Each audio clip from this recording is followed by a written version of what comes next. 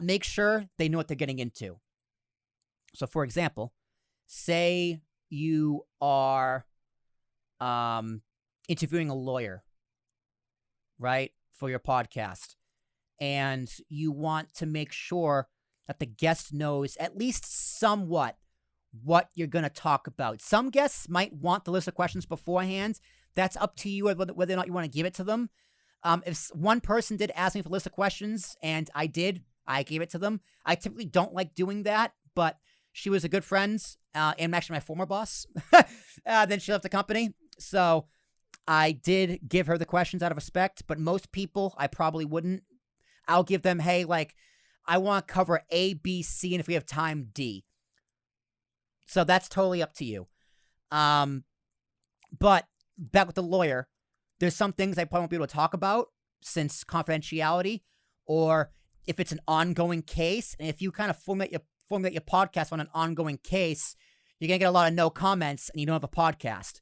So you want to make sure you tell your guest what it is you're talking about so they can be prepared, so you can be prepared, and there's no surprises. You know, I think it's very disrespectful.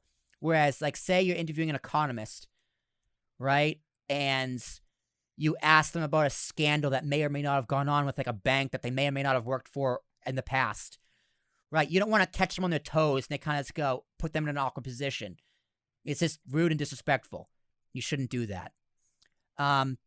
If they're in studio, you want to prep them for setup time and breakdown time. Like, listen, Chris, we want to schedule the podcast for 7. We're probably going to start recording at 7:30 because about a half hour for set up the equipment and testing and make sure everything's good to go. We'll get you out of here by 9 o'clock, right? Like, stuff like that. Christian, what do you got? Yeah, that's definitely the type of stuff that you want to, inform your guest of. Give them some understanding of what kind of questions are going to be coming their way. Be professional, be on time. Explain to them if, you don't want them to come in thinking that they're going to be just getting on the mic and going if there's a setup time. Mm-hmm. For us, for example, when we bring guests in here, the angles are pretty much set up, but, people sit a little bit differently or a different height. That type of stuff, angles need to be adjusted. You definitely need to be cognizant of telling people that before they come in. As I just adjust myself. Exactly. Yeah, exactly. You're a regular in Cube recording studios, yet there are sometimes some variations that need to be angles and adjustments that need to be made. Yeah. Not to mention, sometimes there's a client in here that's doing something completely different from when you come in.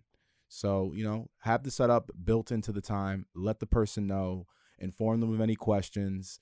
As you said, do not offend your guests. Do not try to catch them off guard and ambush them.